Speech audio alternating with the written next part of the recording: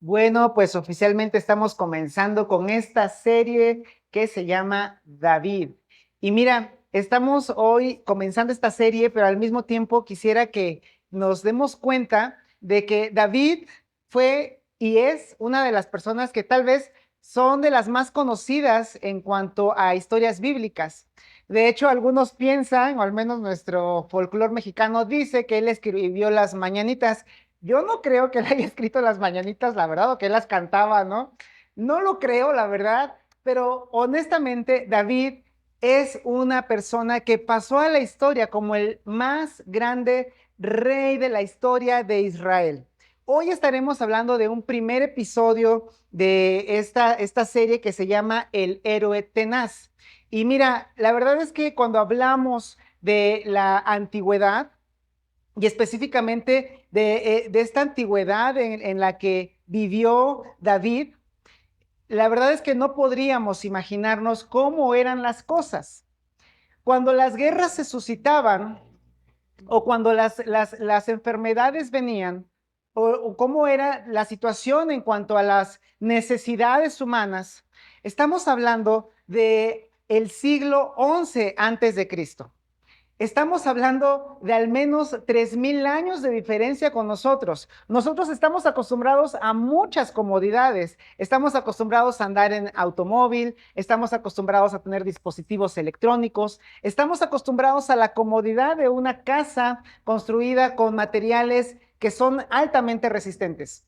Pero hace 3000 años las cosas eran totalmente distintas. Como te dije, David vivió en tiempos que eran totalmente distintos. Y hablando específicamente de los tiempos que él vivía, eran tiempos violentos, tiempos en los que era realmente difícil vivir. Y cuando hablo de tiempos violentos, me refiero también a que eran épocas en las que hacer la guerra era muy habitual. Los pueblos se peleaban entre ellos, disputando tierras, disputando poder, tratando de extender su dominio. Y justamente David estaba en este contexto en el que las personas vivían de esta forma. Y seguramente has escuchado que el rey David era un gran guerrero. Y quisiera dibujarte un poco de cómo era la guerra en los días de David. No podemos ni siquiera imaginarlo. No podemos ni siquiera asomarnos un poco a cómo era la guerra en los días de David.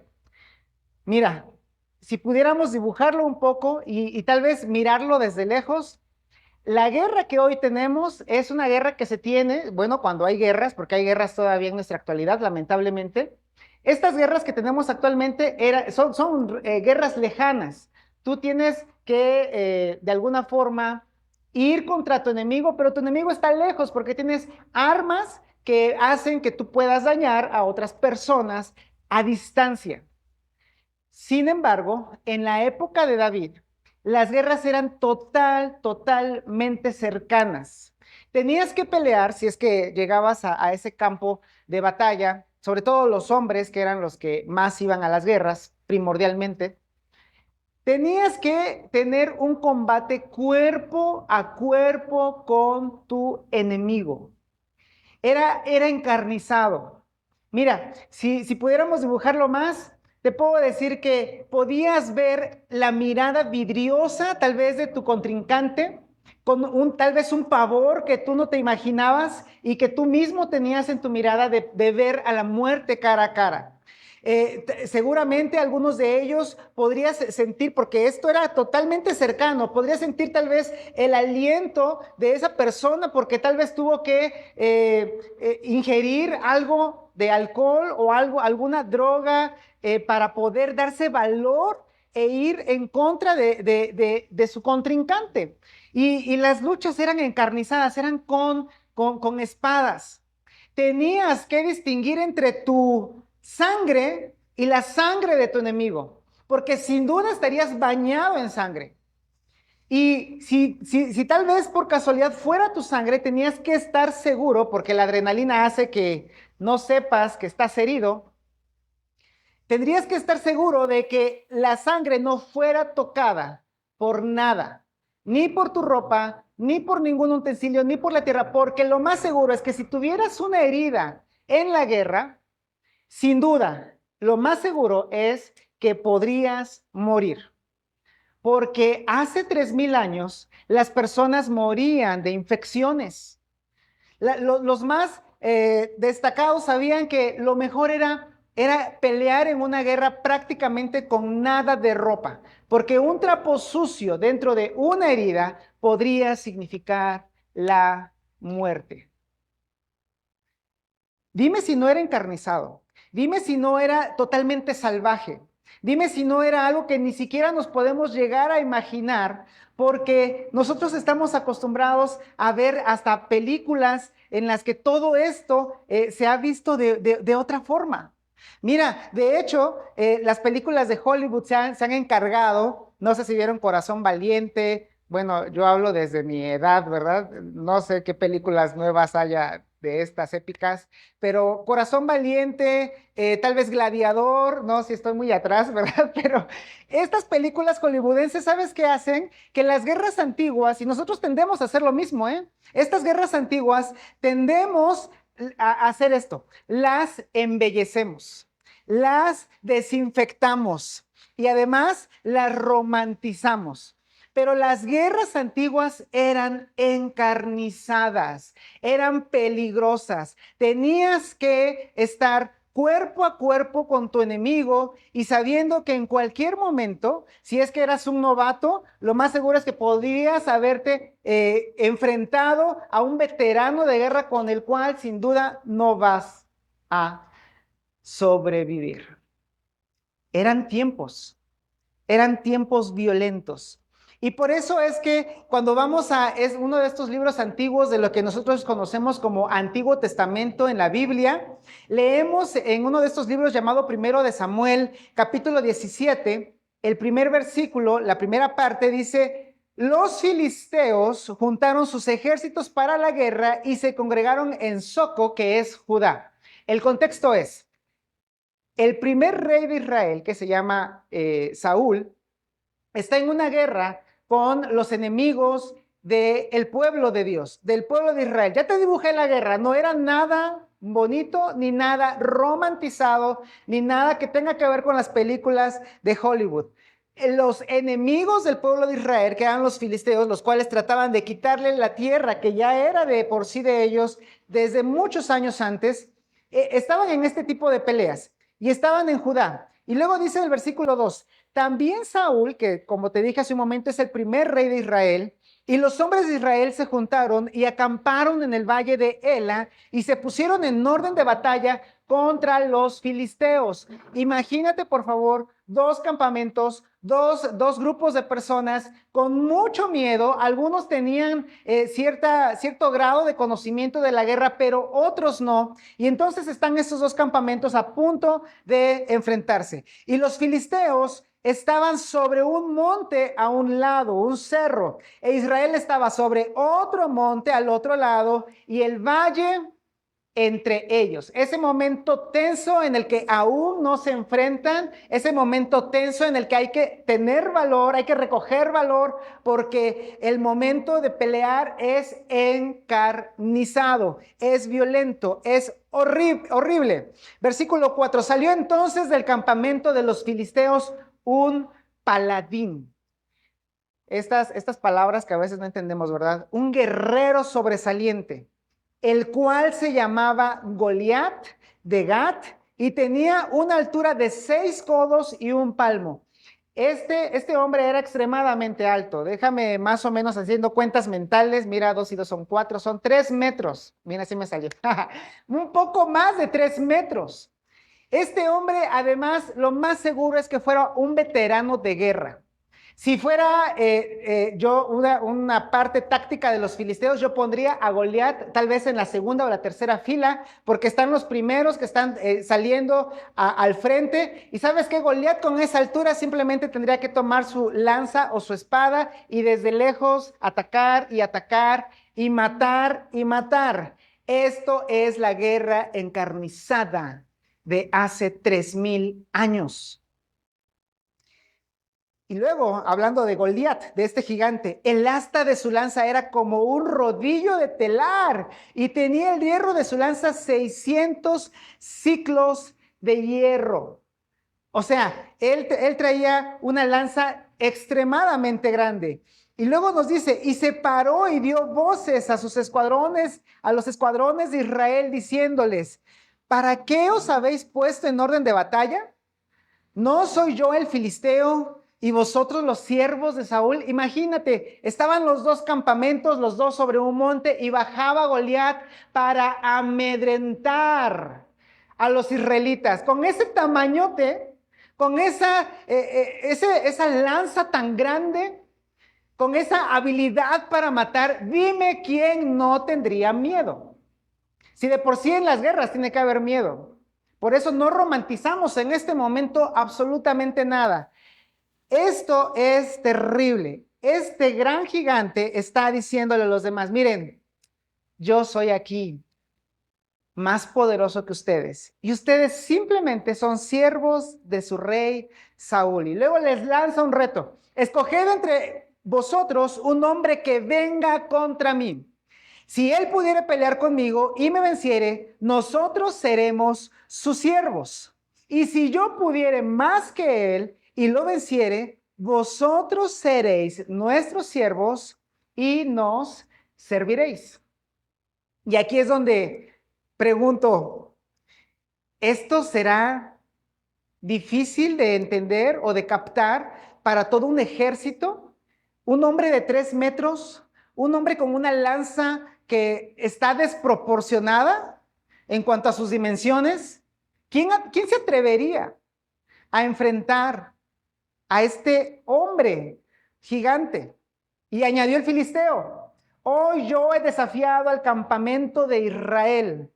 Dadme un hombre que pelee conmigo, uno nada más. Si uno me vence, nosotros lo servimos para siempre. Pero si no, es al revés. Ustedes nos van a servir para siempre. Es realmente totalmente ir en contra del orgullo mismo de la nación. Y luego cuando dice Samuel, que es el que está narrando, oyendo Saúl y todo Israel estas palabras del filisteo, se turbaron y tuvieron gran miedo. Es justificado. La verdad es que es justificado tener mucho miedo. Y entonces, me imagino al ejército de Israel teniendo tanto miedo, temblando tal vez, diciendo, bueno, podríamos aquí perecer todos y ser para siempre siervos de los filisteos. Me imagino incluso a su rey, repito, era Saúl, es el primer rey de Israel. Hace 3000 años ya existían muchos reyes. Hace 4000 años ya existían muchos reyes, pero es el primero en Israel. Después te voy a explicar por qué. Pero ¿sabes qué? El ejército de Israel, cuyo rey es Saúl, ellos pusieron su esperanza en él, en Saúl. Y esto es por obvias razones. Si has leído el Antiguo Testamento, si has leído el segundo libro de Samuel, el primero y el segundo libro de Samuel, sabrás que esta esperanza que el ejército de Israel puso en Saúl tenía 2 razones básicas para ser así. Y era, una, que Saúl era el rey. Es la más obvia, ¿no? Pues si eres nuestro rey, se supone que eres el más diestro en la guerra y tú deberías de combatir a este gigante. Pero la número 2, y la que más salta a la vista, Samuel dice en este escrito que él nos dejó, este escrito antiguo, dice que Saúl era el más alto de todo su pueblo. De hombros hacia arriba, nadie era más alto que Saúl. Así es que, eres nuestro rey, eres el más alto, tú deberías de ir en contra del gigante. Es un poquito obvio, ¿no? Que pongan su esperanza en este rey. Y ¿sabes qué? Aquí es cuando esto se toca con nosotros. ¿Sabes qué? Tenemos que ver con esto porque nosotros también ponemos nuestra esperanza en aquello de lo que dependemos.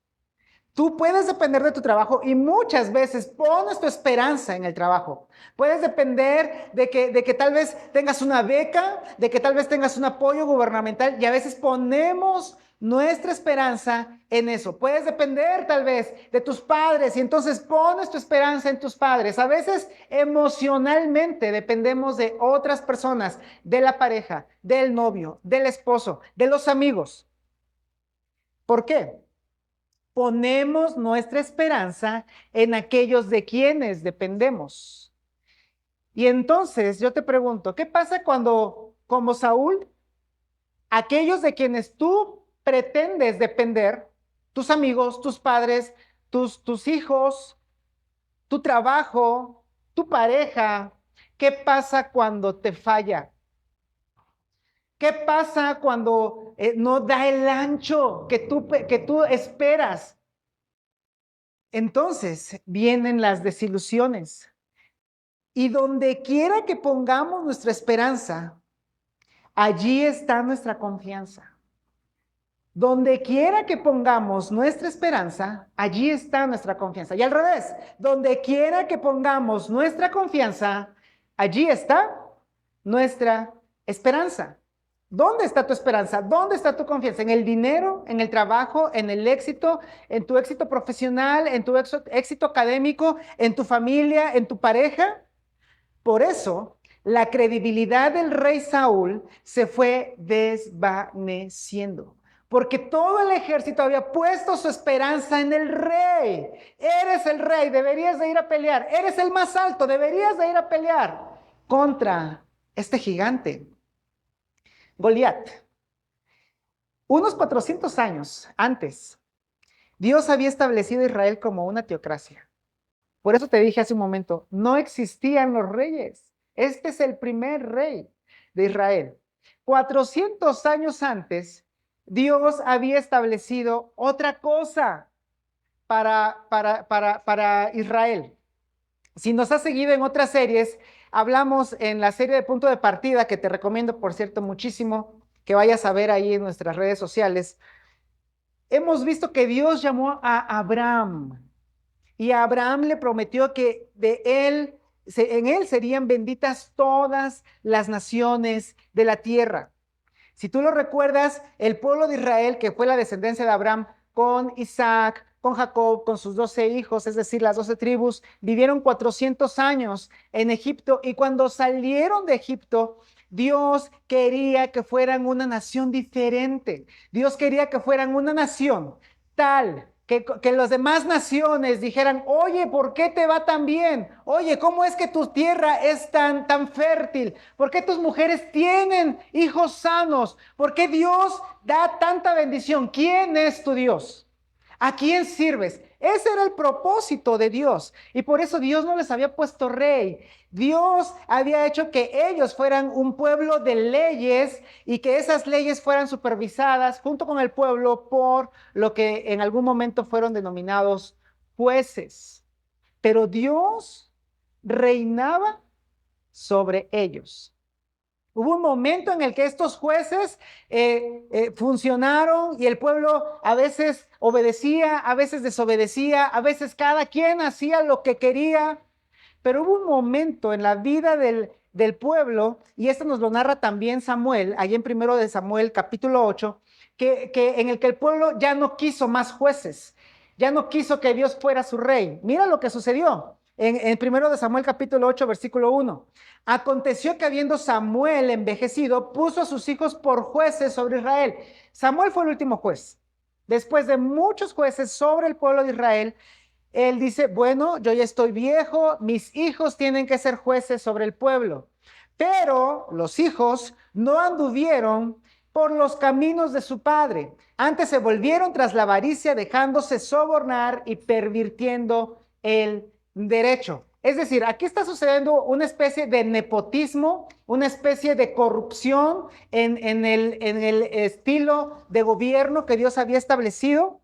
Y entonces esto de alguna forma permea en el pueblo, porque el versículo 4 dice, entonces todos los ancianos de Israel se juntaron y vinieron a Ramá para ver a Samuel. Esto es apenas unos cuantos años antes de todo esto que estamos viendo de Goliat y de David y de Saúl. Unos cuantos años.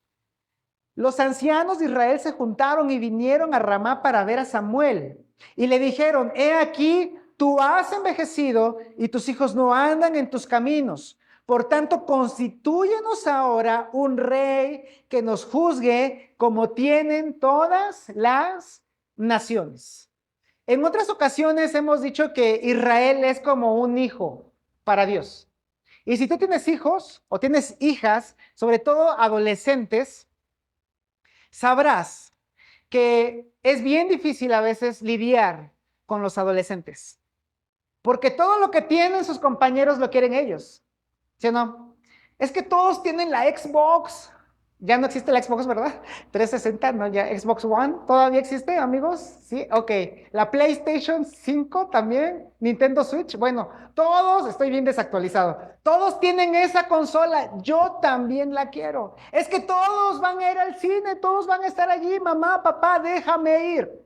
Es que todos, entonces Israel estaba igual, todos los reinos que son cool, ya no existe tampoco la palabra cool, ¿verdad? Híjole, qué desactualización.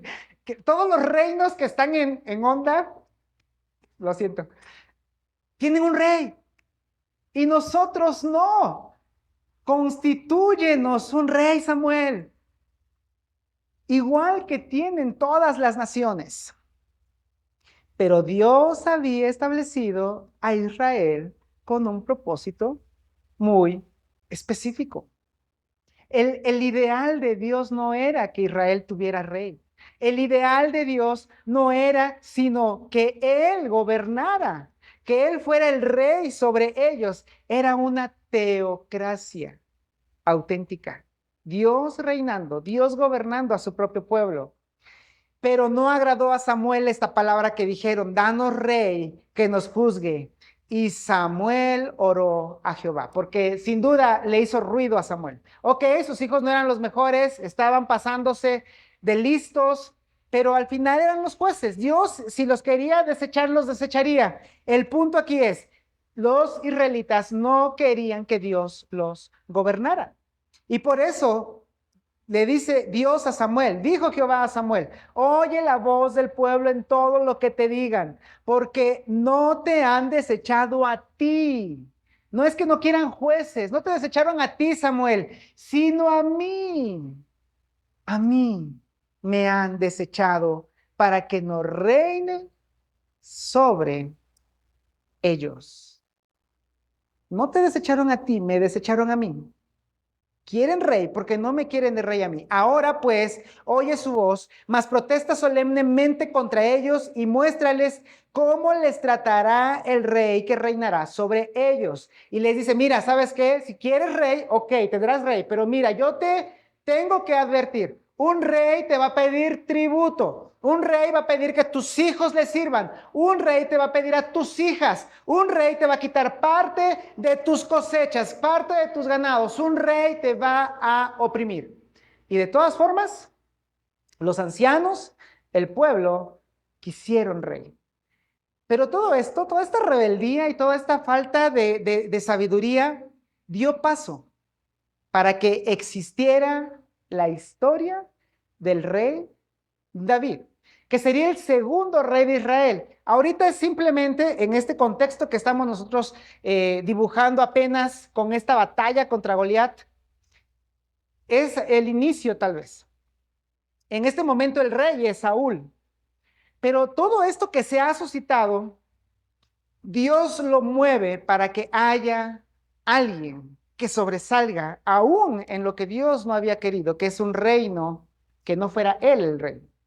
Si recuerdas, cuando Dios prometió a Abraham, a Isaac, a Jacob, que vendría sobre ellos, una persona que sería la misma encarnación de Dios, que él sí sería el rey, un rey realmente justo, un rey realmente perfecto, un rey que gobernaría sin ningún defecto. Vendría después, no ahora. Sin embargo, este nuevo esta nueva forma de gobernar, Dios la aprovecharía. Dios nos haría esa parte de poder mostrarnos una historia grandísima y buenísima que es para nosotros, para nuestras vidas, para aprender muchísimas cosas, la historia del rey David. Y mira, David era tenaz, lo veremos en unos instantes, esa tenacidad que él tenía. David era una persona que tenía una seguridad. Era de verdad seguro, era alguien que no podía simplemente doblegarse. Y además de eso, sorprendentemente, David era humilde. David era humilde. ¿Y sabes qué? Esto lo podemos dibujar a través de la vida de David. Lo veremos más adelante. Pero además de eso, David amaba la ley. Una de las cosas que más me impactan a mí particularmente de David es que él amaba la ley. Otros reyes modernos, gobernantes de hoy en día y los de hace 3000 años y mucho más, ¿sabes qué? No les gustaban las leyes. Si una ley hacía o decía algo en contra de su vida o de su estilo de hacer las cosas, ¿sabes qué haría cualquier rey? Modificar la ley a su modo. Pero David amaba la ley, porque no era su ley, no era la ley simplemente que tenía que había legislado alguien, era la misma ley de Dios. Y además, David nunca estuvo confundido sobre quién era el verdadero rey de Israel, y esto hizo que sobresaliera. Además de Salomón, que fue su hijo, él es el rey más conocido, el rey más grandioso que tuvo Israel, y él jamás estuvo confundido de quién estaba a cargo. Él era el rey del pueblo, pero sobre el pueblo y sobre él estaba el verdadero rey de Israel, que era y es Dios. Y eso a veces no hace match con nosotros. A nosotros el éxito nos llega a confundir. El éxito confunde a los mejores de nosotros.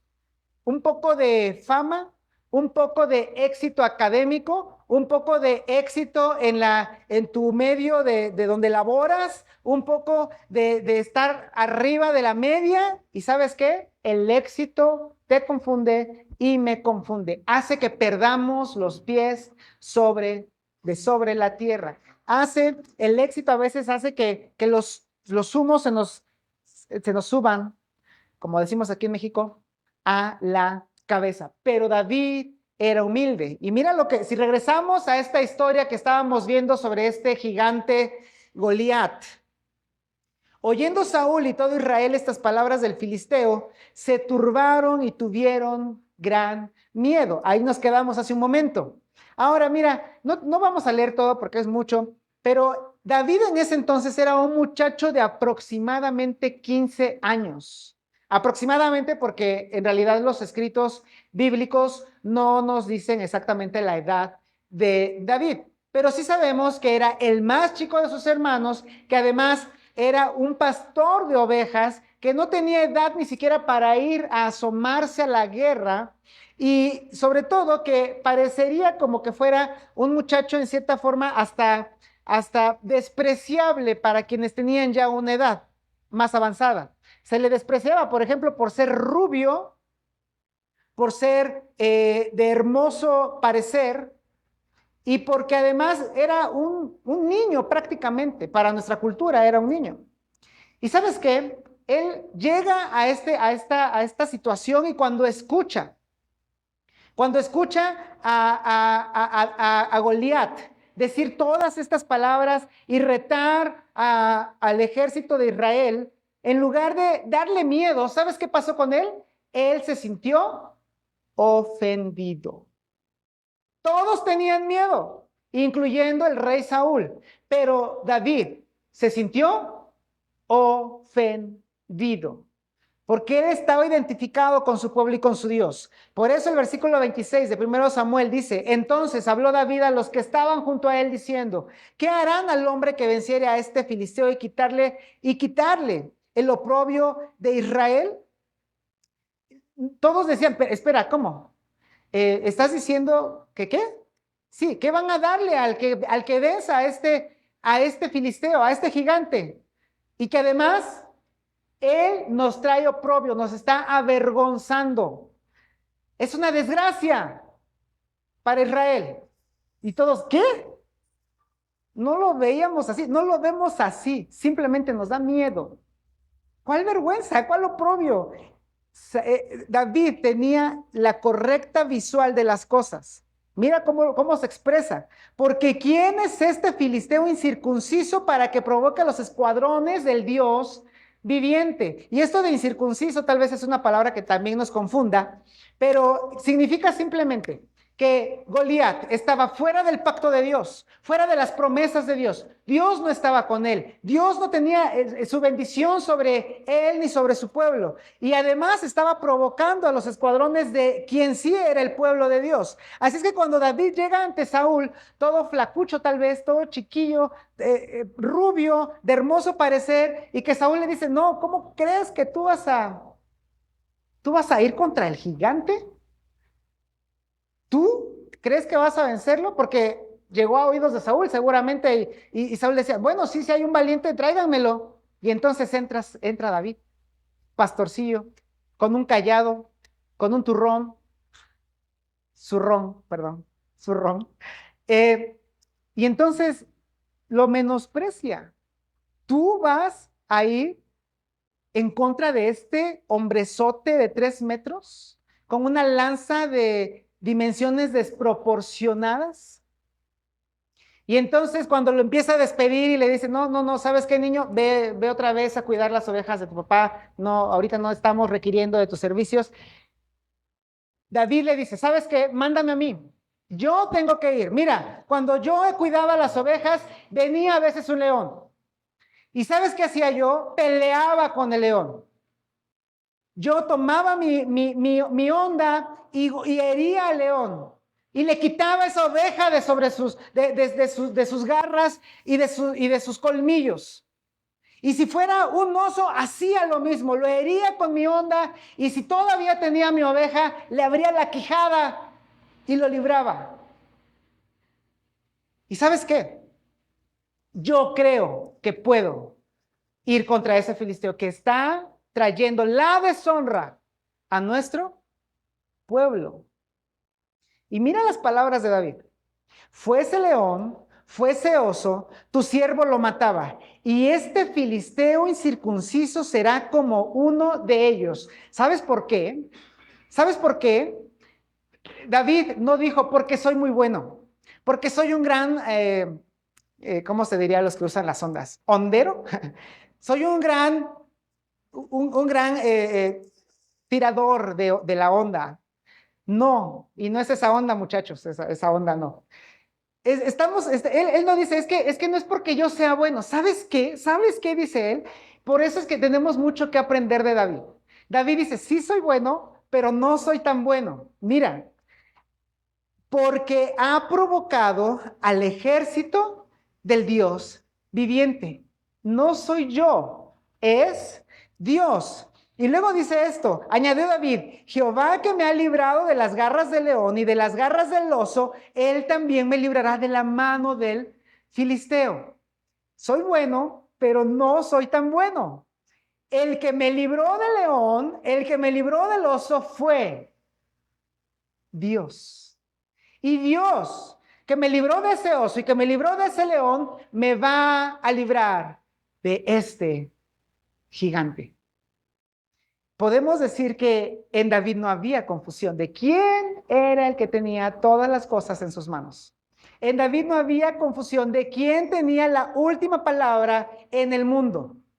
Y fíjate, esto nos enseña a todos nosotros. David nos enseña que la gente cuya confianza está en Dios no tiene nada de qué temer, aun cuando hay razones para las que debamos temer. Esta semana pasada tuvimos una sesión con los muchachos de Youth for Life y hablábamos justamente del temor y llegamos a la misma confusión. La gente cuya confianza está en Dios no tiene nada que temer, aun cuando hay razones para temer. Una de las cosas que decíamos en este servicio de jóvenes es, mira, el miedo siempre va a existir, porque el miedo es un subproducto de nuestra capacidad de prever el futuro. pero a veces el miedo se apodera de nosotros y a veces el miedo hace que no seamos lo suficientemente sensatos. Y entonces dijimos al final, si nosotros tenemos a Dios en nuestra vida, no debemos dejar que el miedo nos mande. Así es que si eres un hombre o eres una mujer que tiene la confianza en Dios, déjame decirte, no tienes nada de qué temer, aun cuando haya razones para temer. Y nosotros hablamos de David. David llegó a ser un gran poeta. Él era un poeta que de verdad tenía talento y no nada más tenemos los escritos que hablan de David o de las palabras que dijo David o de las acciones que hizo David. Está un libro en el que podemos ver los pensamientos de David, el corazón de David. Podemos asomarnos a sus sentimientos. Él escribió uno de estas partes de este libro que se llama Salmos, y en el Salmo capítulo, o número 25, más bien dicho, él dice, a ti, oh Jehová, levantaré mi alma. Dios mío, en ti confío. David no confiaba en su fuerza, David no confiaba en su destreza, porque más vale maña que fuerza. Si alguien nos lo puede enseñar así vívidamente, es David. Pero él no dice confío en mi onda, no es confío en nada más, sino Dios mío, en ti confío. David no tenía confusión respecto a esto. Ciertamente, ninguno de cuantos esperan en ti será confundido. ¿Dónde está tu esperanza? ¿Dónde está tu confianza? Hace rato te preguntaba, ¿estará en el dinero? ¿Estará en tus éxitos? ¿Estará en tus posesiones? ¿En las personas en las que a veces ponemos erróneamente nuestra esperanza? Pero si está en Dios, David nos dice, ciertamente ninguno de cuantos esperan en ti será confundido. Y luego sigue diciendo en este hermoso salmo, porque podemos hablar de que él está vertiendo su corazón en esta canción, porque eran canciones, encamíname. O sea, guíame.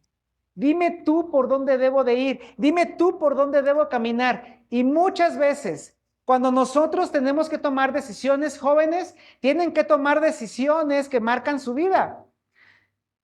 ¿Le has dicho a Dios, encamíname? Como padre, ¿le has dicho a Dios, guíame? Dime por dónde ir. David está diciendo, encamíname en tu verdad y enséñame, porque tú eres el Dios de mi salvación.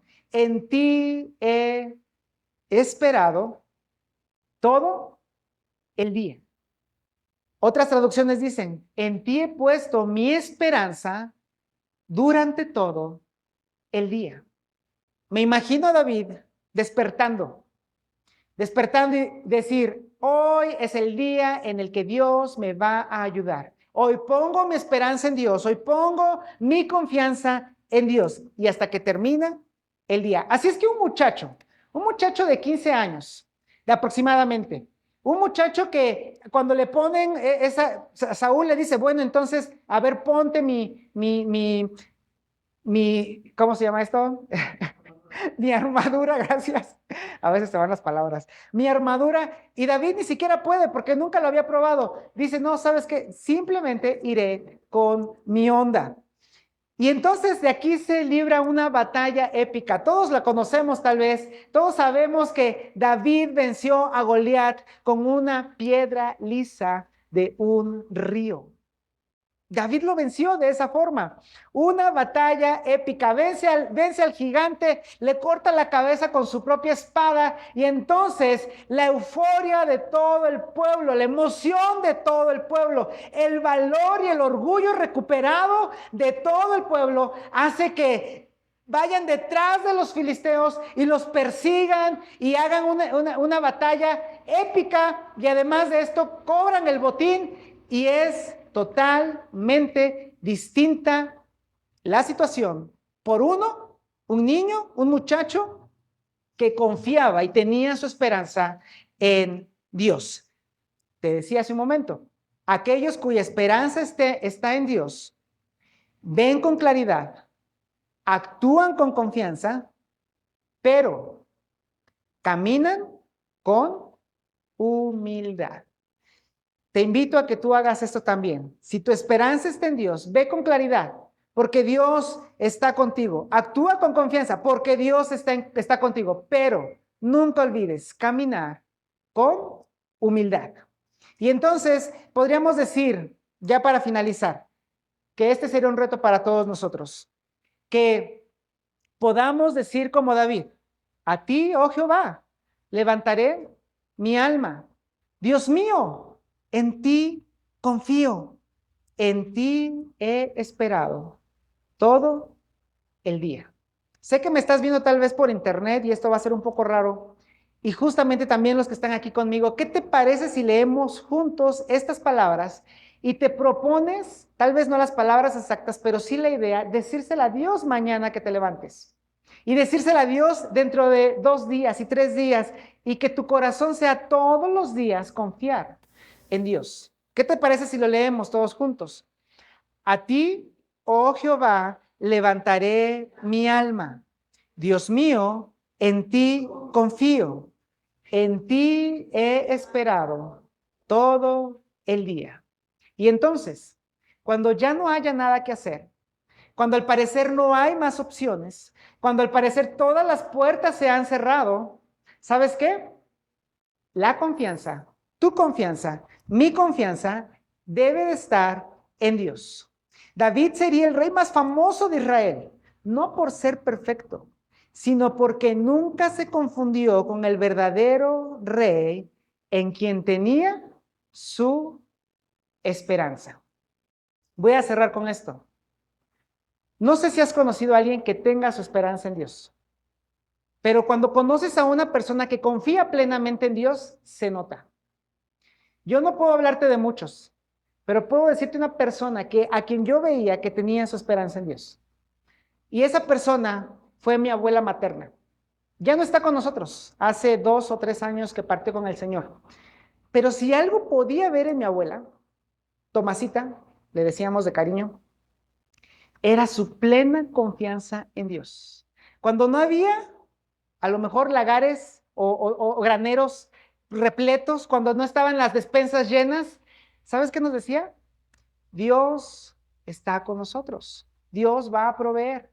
Cuando la situación era difícil de ver hacia el futuro, ella decía, Dios va a determinar que sea la voluntad de Dios. Incluso en enfermedades difíciles, ella decía, ¿sabes qué? Si Dios quiere, va a sanar. Y si no, estará con el Señor. ¿Sabes qué? Cuando una persona confía en Dios, se nota. Y esas vidas que confían en Dios, esas vidas que tienen su esperanza en Dios, trascienden. Tú puedes trascender y ser de bendición a otras personas, tal como el rey David trascendió para enseñarnos no a ser perfectos, porque David no era perfecto. De hecho, veremos partes muy turbias, como dicen los chavos, muy turbias de su vida. Pero queremos aprender de él hoy a ser tenaces, a no ser flexibles con las dificultades, porque nuestra esperanza está puesta en Dios. Debemos saber que Él está a cargo. Todo el mundo está todavía en sus manos. ¿Qué te parece si oramos? Padre, gracias por enseñarnos a través de la vida de David. Gracias porque sin duda tú deseas que todos nosotros vivamos con vidas cuya confianza, cuya esperanza está en ti. Y Dios, si es que hay alguien que hoy nos vio por primera vez o que alguien compartió esta enseñanza, te queremos pedir que pongas en su corazón y en su mente claridad para poder depositar realmente su confianza y su esperanza en ti, que eres un Dios grande y misericordioso. Te hemos pedido esto y hemos depositado nuestras vidas en ti a través de tu Hijo Jesucristo, en quien te pedimos todo esto. Amén.